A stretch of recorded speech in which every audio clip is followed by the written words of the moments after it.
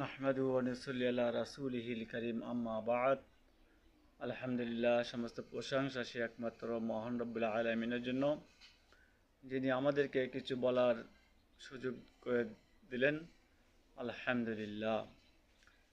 মহান রব্বুল আলামিন বলেন, ওয়ালাউ আন্নাহুম আকামুত তাওরাতা ওয়াল ইনজিল وما أنزل إليهم من ربهم لأكلوا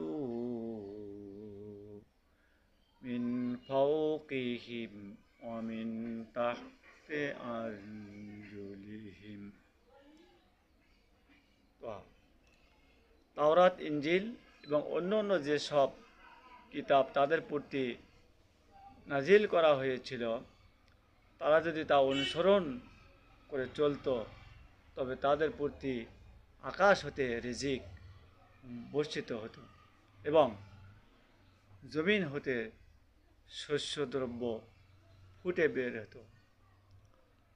কিন্তু তারা আল্লাহ তাআলার এসব কালেমার প্রতি জুলুম করেছিল, আর তার ফলে তাদের প্রতি লাঞ্ছনা ও পরমুখবিক্রেতা তাদের উপর চাপিয়ে দেওয়া হয়েছিল।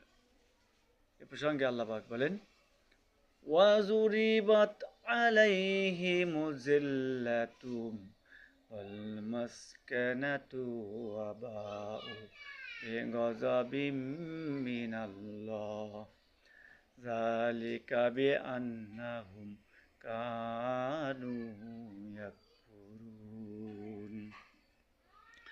ইয়াকফুরুনা বিআয়াতিল্লাহি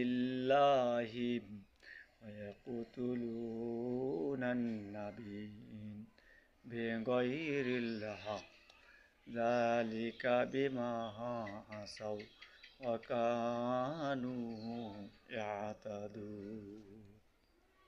অর্থাৎ লাঞ্ছনা, পরমুখতা তাদের উপর চাপিয়ে দেওয়া হয়েছিল এবং আল্লাহর গজবে তারা পরিবেষ্টিত হয়ে পড়েছিল। এর কারণ এই যে তারা আল্লাহর বাণীকে অমান্য করতে শুরু করেছিল আর পয়গম্বরদেরকে অকারণে হত্যা করেছিল। তাছাড়া আর কোনো কারণ, আরও কারণ এই যে